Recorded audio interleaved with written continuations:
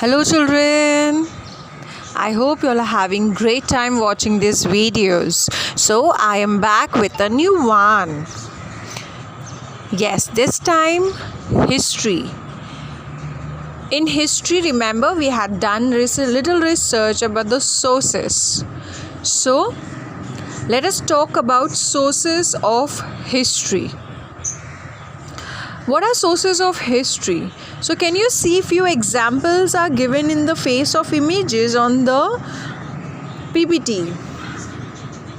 Yes. So as being in 6th standard, we are not elaborating too much on the types of sources. I will talk only about 2 types of sources. Okay? So the types of sources in standard 6 that we will focus is 2 types. One is literary sources and the other is archaeological sources. Now what do they consist of? What we study under literary sources? Religious and secular. Now what comes under religious? The kind of literary sources that we find under religious is Hindus and Buddhists and Jain. So the religious write-up that we find under literally is related to Buddhism, Jainism and Hinduism. Then the second one is secular. In secular, the kind of write-up or literally sources you will find is basically based on traveler's memory. Like if you've traveled somewhere, you come back and you've written some article or something about it. Then biographies. So yes, how do we know about the kings, the emperors, the maharajas and all is because of their biography. Yes. Then through plays, dramas, poems like we hear so many poems that comes from ancient time, the Arbhangas and all that are from literally sources. They are written and they are recited. Okay. Then is treatises, etc. So it's like treatise or something which is written and saved on some materials to keep it saved for long. So our focus is only literary sources for this lecture. What comes under literary sources? Religious and secular. Under religious, Hinduism, Buddhism and Jainism is covered. It is related to this religion that is covered. Then is secular, which is related to people's own experiences. Okay? Now, what are literary sources? Literary sources are the sources that helps one to understand the ancient India and its people. How they used to write and what they used to write as early as 2500 BC, before Christ. Yes, and the kind of materials that they used to write are materials known as manuscripts, which are as older as AD or 4th century and found in Central Asia. In India, they were written on birch bark. What are birch bark?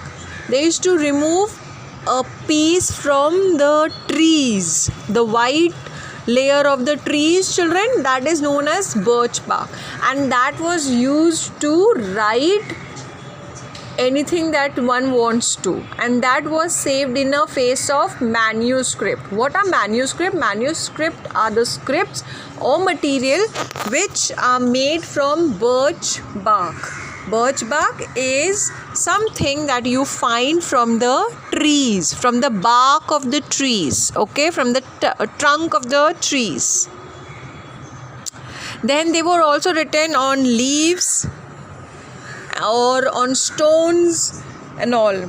Okay, steels, sort of elements like copper plates, steel plates, stones, then leaves, then on wooden materials. All these things were used as to write something, and they were stored back for us to understand. And this manuscripts, this write-ups and all, they were written in a particular language. Okay, and that is your research work, that you have to find out which languages were mostly used to write these manuscripts during ancient time. Okay,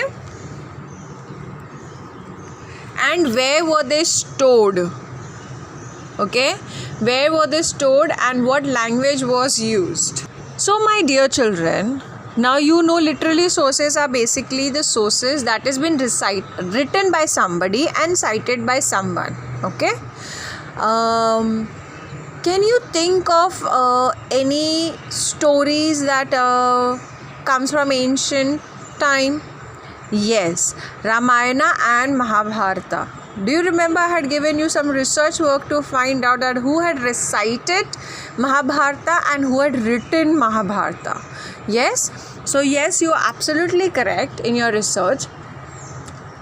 Now this epic books of ancient period are also very good examples of literary sources as to what had happened.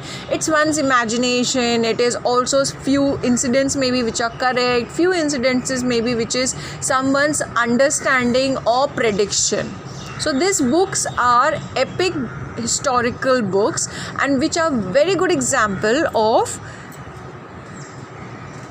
literally sources. Yes, which is written by somebody and one can read it easily and understand it. Like this, there are many such examples. Here are few examples of types of writing sources. Because it was written, so it comes under literary sources. It's written, so we read it. Yes, and look at these images. And what you have to do is, looking at the image, find out what languages would have been used and what type of a material it is. Remember I told you literary sources were basically written on manuscripts or copper plates and all. So you have to do what? You have to find out on what material is these sources inscripted. Okay, one such example is also Indian manuscript, ancient Indian manuscript. Can you see this image? Yes, these images are made from birch bark. Okay, birch bark, again it's a layer of tree that has been taken and on which you write.